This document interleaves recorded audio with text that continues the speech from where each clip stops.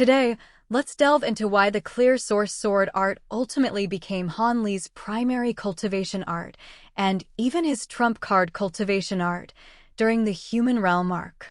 We will analyze this cultivation art from multiple perspectives: its tier and positioning, actual power, unique advantages, fatal flaws, the strength of its accompanying magic treasure, the clear wind and cloud, its performance in actual combat as witnessed by major updates, as well as its countermeasures. This will present a comprehensive and multifaceted view of the clear source sword art. In the narrative of a record of a mortal's journey to immortality, Han Li first came into contact with this cultivation art entirely due to his nominal master, Li Huayuan. After taking Han Li as a registered disciple, Li Huayuan adopted a very traditional hands-off, laissez-faire teaching approach. However, to save face and show that he wasn't completely neglecting his disciple, he casually tossed Han Li a cultivation art. This was precisely the clear source sword art. It's important to clarify that the clear source sword art gifted by Li Huayuan was not the complete version. It was merely a fragmented scripture, totaling 9 layers.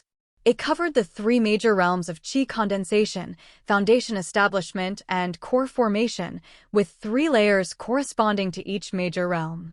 At Yellow Maple Valley back then, disciples generally only cultivated the first 3 layers. The reason was that upon reaching the 3rd layer, one could master a sword-light divine ability that could be instantly cast, which was highly practical and offered a significant advantage in combat. However, starting from the 4th layer, the drawbacks of this cultivation art gradually became apparent. A portion of the spiritual power refined by the cultivator would periodically dissipate on its own. What was even more troublesome was that as the cultivation art's layers increased, the proportion of this dissipation would continuously rise.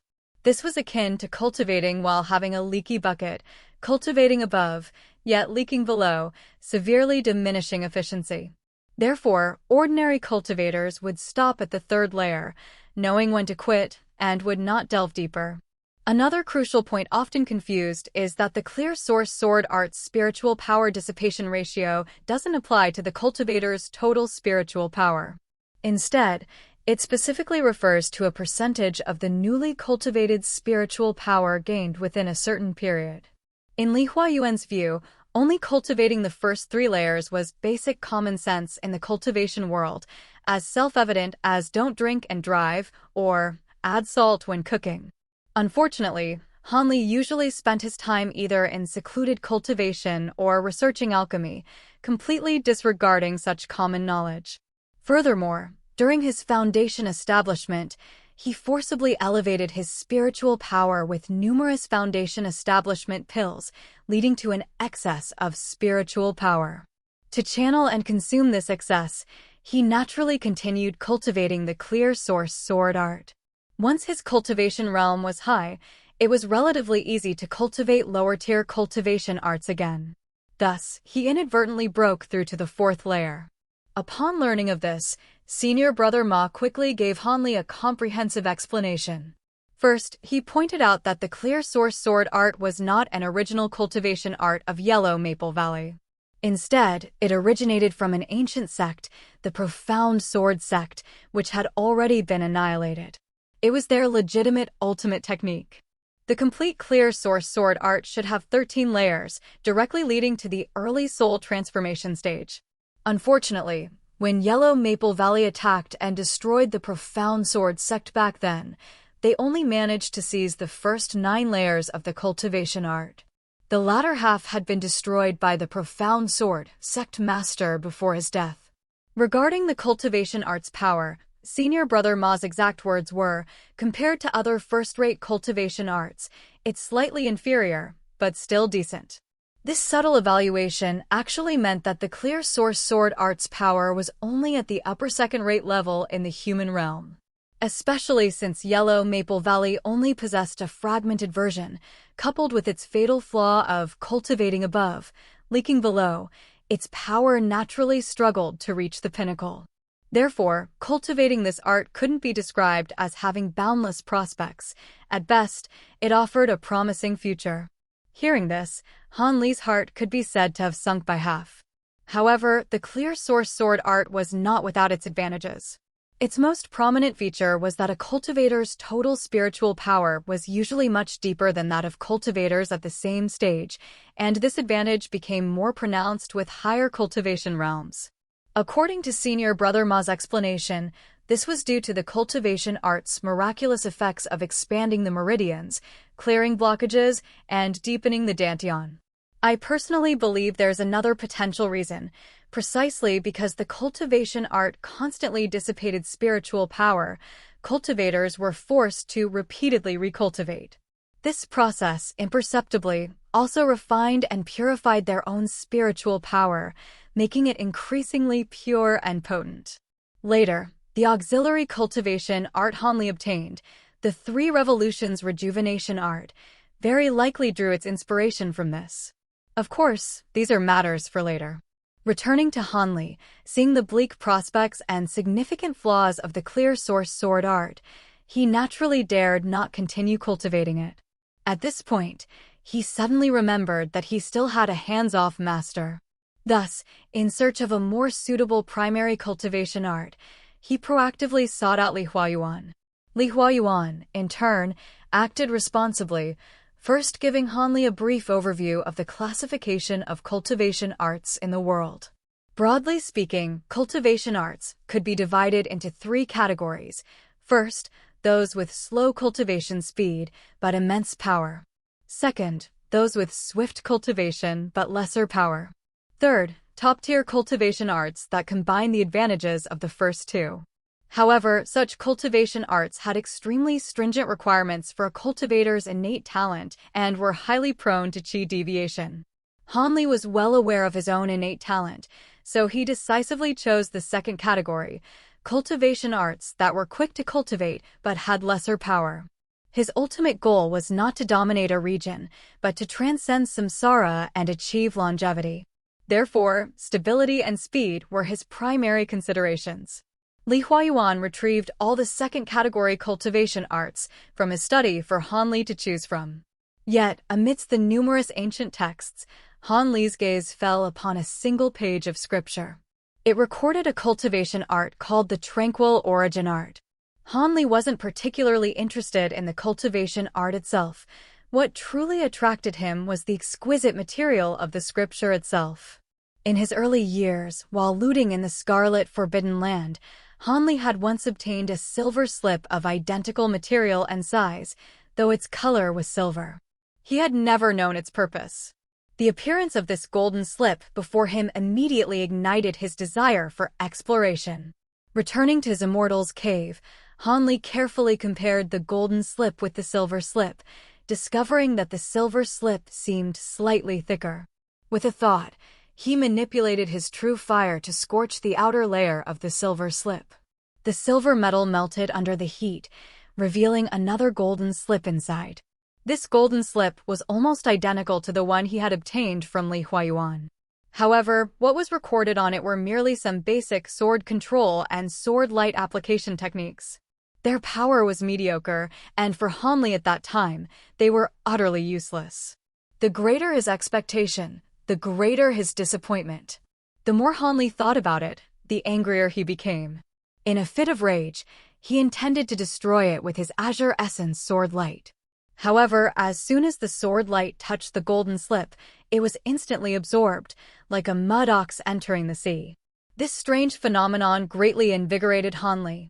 He continuously urged the Azure Essence sword light into the golden slip until his spiritual power was almost depleted. Finally, dense glowing characters appeared on the golden slip. As luck would have it, these glowing characters actually recorded the complete 13 layers of the Azure Essence sword art. Furthermore, it also came with an auxiliary cultivation method, the Three Revolutions Rejuvenation Palace. As mentioned before, this cultivation method was likely created based on the cultivation dispersal characteristics of the Azure Essence sword art. However, its cultivation dispersal was even more thorough, requiring the cultivator to almost completely disperse their spiritual power and then recultivate 3 times. After undergoing this process, spiritual power would be purified to the extreme. It was said to be able to increase the success rate of core formation to 50%. Though merely the founder's conjecture, it still greatly moved Hanli. After mastering the correct way to open the golden slip, Hanli followed suit, using the Azure Essence Sword Light to activate the golden slip he had obtained from Li Huayuan. This particular slip recorded the refining method for the complete set of magic treasures, the Azure Bamboo Cloud Soaring Swords. These treasures could be refined up to 72 blades, and when used as a set, their power was boundless. Hanli had used the Golden Talisman Mother-Child blades in his early years, and thus had a deep understanding of the power of set magic treasures. Therefore, he immediately decided to designate the Azure Essence Sword Art as his primary cultivation method. Upon reading this, I presume everyone will have a question. Didn't we say earlier that cultivating the Azure Essence Sword Art was like cultivating immortality with immense effort for little gain, and would greatly delay cultivation progress? How exactly did Hanli solve this flaw? In fact, his method was simple and straightforward, even somewhat inhumane. Since the cultivation method automatically loses spiritual power, then I'll eat spiritual pills that replenish spiritual power like meals. How will you respond to that? Hanli had such confidence because he had successfully refined a medicinal pill called the Qi Condensing Pill, which could greatly accelerate the accumulation of spiritual power. However, after prolonged use, his body developed drug resistance, and the Qi Condensing Pill gradually became ineffective. But it was precisely because of this that Hanli was forced to constantly search for new prescriptions to maintain his supply of pills, indirectly supporting the consumption required for his cultivation of the Azure Essence Sword Art. Before the core formation stage, the power of the Azure Essence Sword Art, though not top tier, was still quite considerable. Its signature spell, the Sword Manifestation Art, possessed impressive power. When fighting against the Qingyang demonic cultivator, its explosive power was already close to a normal strike from a core formation cultivator. However, what truly made the Azure Essence Sword Art shine was after Hanli formed his core. Hanli's combat power in the core formation stage can be proven by two classic battles. The first was in Qiyuan Sea. When he took away Fairy Xiling, when Siyue, he encountered obstruction from Yun Tianzhao, a mid-core formation cultivator. Hanli merely raised a hand, and 12 Azure Bamboo Cloud Soaring Swords instantly shot out. Yun Tianzhao's protective spiritual light shattered upon contact and was pierced through, passing through his body on the spot. It should be noted that at this time, Hanli had used a transformation art to conceal his identity, only able to exert 70% of his spiritual power. Yet, he could still instantly kill a cultivator of the same stage. Afterward, he further intimidated everyone present with the words, "Fellow Taoist, it's better to speak less, otherwise, if Han is in a bad mood, I'll bathe this place in blood." This wasn't just empty talk. Hanli had indeed considered the plan of silencing all 7 or 8 core formation cultivators at the trade fair. He only refrained from doing so because he lacked absolute certainty. This confidence alone was enough to glimpse his terrifying strength. The second instance was the fierce battle with Wen Tianren, who proclaimed himself the foremost expert below the nascent soul stage. Hanli was in no way inferior to his opponent in divine abilities. In the later stages, he even relied on a large amount of 10,000-year spiritual milk, jokingly called nascent soul's bathwater, for its continuous recovery power, almost exhausting Wen Tianren's spiritual power. This battle once again proved Han Li's profound foundation, far surpassing those of the same stage, and his sustained combat ability. Of course, in the system of a record of a mortal's journey to immortality, combat power is not entirely proportional to the main cultivation method.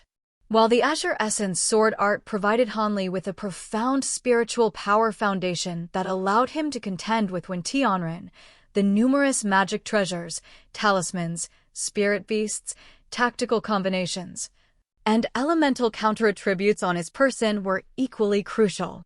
Returning to the Azure Essence Sword Art itself, after the core formation stage, the improvement it brought was a qualitative leap in terms of sheer numbers. A standard core formation cultivator typically only had 1 or 2 natal magic treasures. However, the Azure Bamboo Cloud Soaring Swords, the matching magic treasure of the Azure Essence sword art, were refined as a set, with a maximum of 72 blades. More importantly, their main material was spiritual bamboo, which coincidentally could be ripened by Hanli's small green bottle. After obtaining heavenly lightning bamboo, Hanli used the small bottle to ripen a large quantity, ultimately refining a full 72 flying swords, achieving the full complement. During the core formation stage, Hanli was unable to control all the flying swords. Upon cultivating to the 7th layer, at the early core formation stage, he could control a maximum of 9 blades, at the 8th layer, 12 blades, and at the 9th layer, at the late core formation stage, he could control 24 blades. During the core formation stage, one can cultivate a unique divine ability called the Sword Shadow Phantasm art. This art allows a flying sword to split into duplicates almost identical to its main body. It is recommended to start cultivating this art from the 7th level. For every level the art is advanced, the number of sword shadows a flying sword can split into increases by 1, and their power also grows. Imagine Hanli in the late core formation stage simultaneously wielding 24 flying swords, with each splitting into 3 sword shadows. This would instantly unleash 96 streaks of sword light crisscrossing the battlefield, a might sufficient to make cultivators of the same stage lose courage before even fighting. Of course, during the core formation stage, the Azure Bamboo Cloud Soaring Swords also had their limitations. For instance, when facing formidable opponents like Fengxi, the Turtle Demon, Tianansher Shao, other nascent soul cultivators, and ancient monsters, their defenses proved difficult to breach. However, this was perfectly normal, as these opponents possessed overwhelmingly superior cultivation realms, and Hanli had only been cultivating these flying swords for a short time, thus unable to fully unleash the potential of their materials. Nevertheless, in battles against cultivators of the same stage, the Azure Bamboo Cloud Soaring Swords were absolutely overwhelming. The true terror and power of the Azure Origin Sword art were not fully unleashed until Hanli advanced to the Nascent Soul stage. The core of this power lay in the ultimate killing move recorded in the cultivation method, the Grand Gung Sword Array. Its founder, King Yuanzi, once annotated beside this array, stating, "As long as this array is refined, it is enough to dominate the world." However, its deployment conditions are extremely stringent, requiring at least 100 sword lights as a foundation, and the flying swords must be mixed with gung metal, an extremely rare refining material.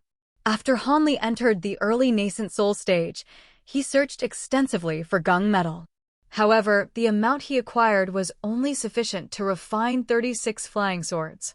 Nevertheless, by relying on the Sword Shadow Phantasm art, these 36 flying swords were still enough to deploy the minor gung sword array. According to King Yuanzi, flying swords mixed with gung metal should typically remain immature. Yet, in his early years, Hanli had incorporated another type of true refining gold to enhance the toughness of his flying swords. This led to an unexpected reaction between the gung metal and true refining gold, causing the Azure Bamboo Cloud Soaring Swords to turn a pale golden color and significantly increasing their power. The minor gung sword array's first appearance shocked all present.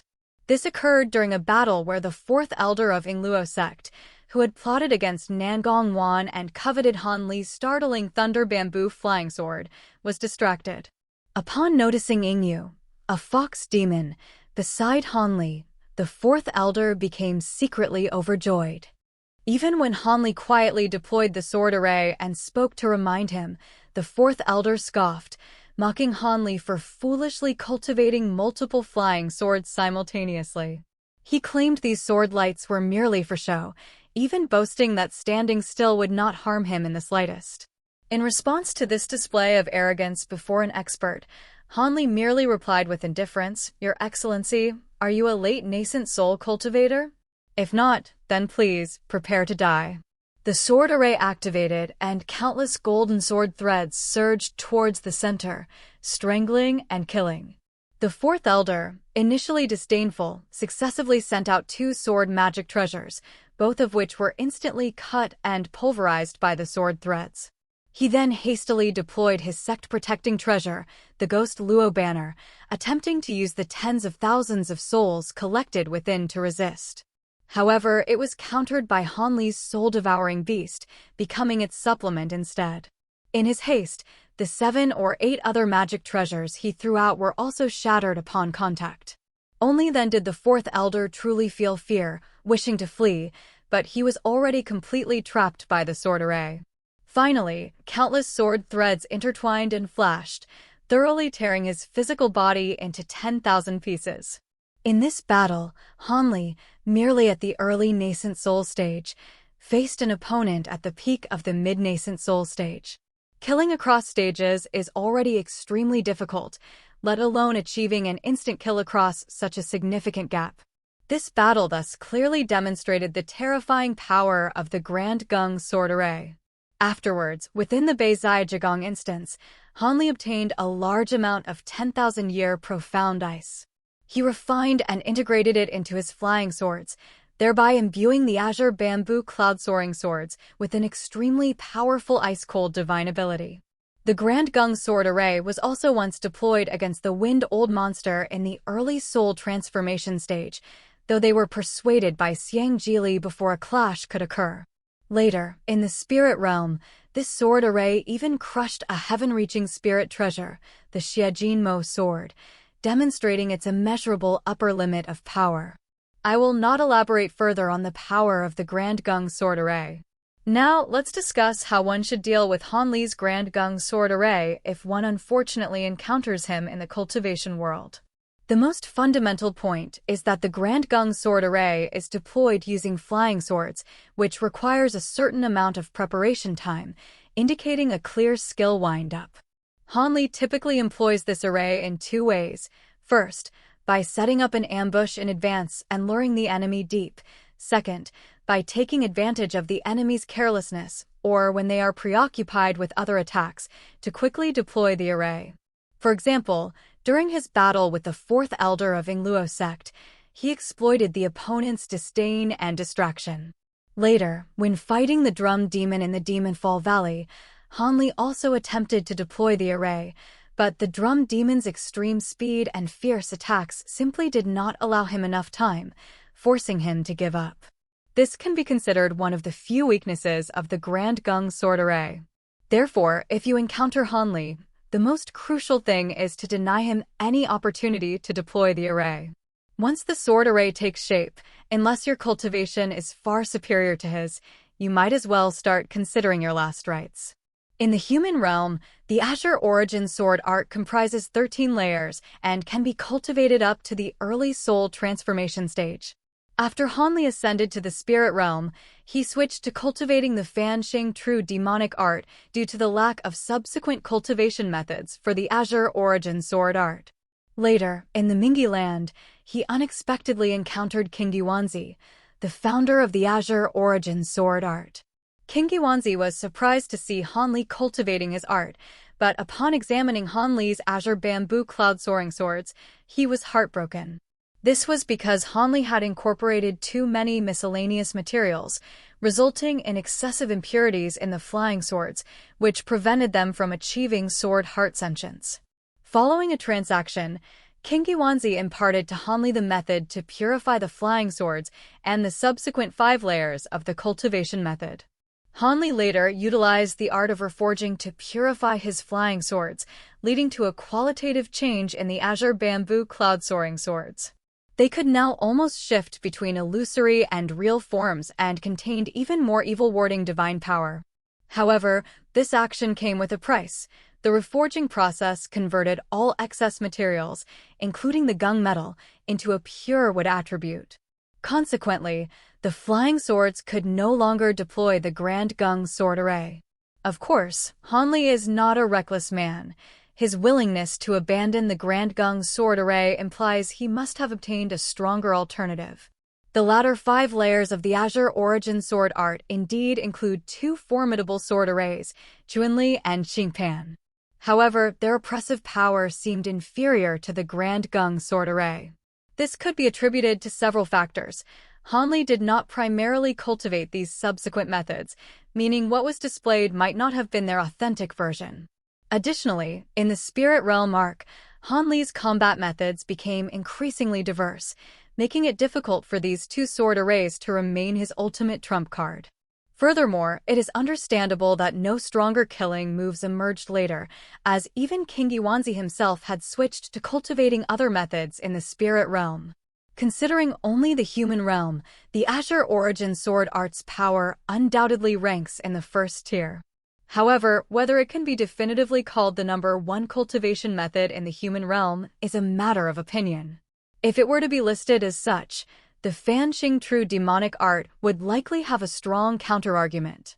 This might lead some to ask about the origin of the Fan Xing True demonic art and how it could rival such a formidable art.